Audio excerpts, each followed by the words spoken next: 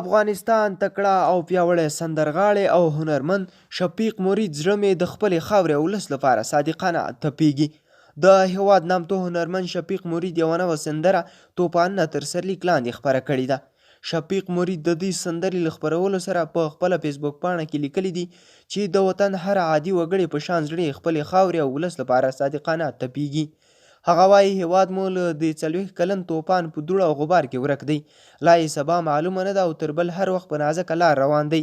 هغه زیاتوي چې خدای دې وکړي چې دا ولس او دا ښکلی خوږ رنځور وطن په دې تورو وریځو تورو ورځو او تورو توپانونو کې ولاړ پاتې نه شي.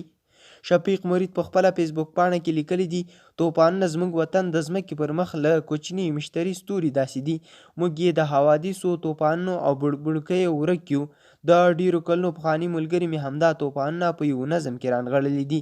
ښکلی کمپوز یې هم ورته جوړ کړی دی. دواړو ځان خوا وکاږلم. هېواد مو لا د 40 کلن توپان په دوړو او غبار کې ورک دی. لا یې سبا معلومه نه ده او تر بل هر وخت یې په نازکه لار روان دی. نعیم عطار شاعر دی په دې وطن کې نقش ویلی چې لا یې زیات حوادث په مخ کې دي.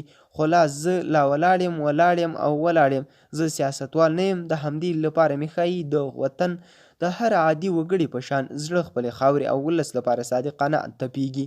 تر بل هر وخت زیات اندېښمن یم. خدای دې وکړي چې دا ولس او دا ښکلی رنځور وطن په دې تورو وریځو تورو ورځو او تورو توپانونو کې ولاړ پاتې نه شي.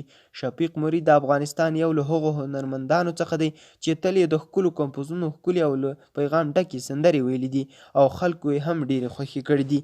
که دغه ویډیو مو خوښه شوې زموږ یوټیوب چینل در سره سبسکرایب کړئ، ویډیو در سره لایک کړئ. تر بلې ویډیو ښه وخت مننه. ژوندي اوسئ.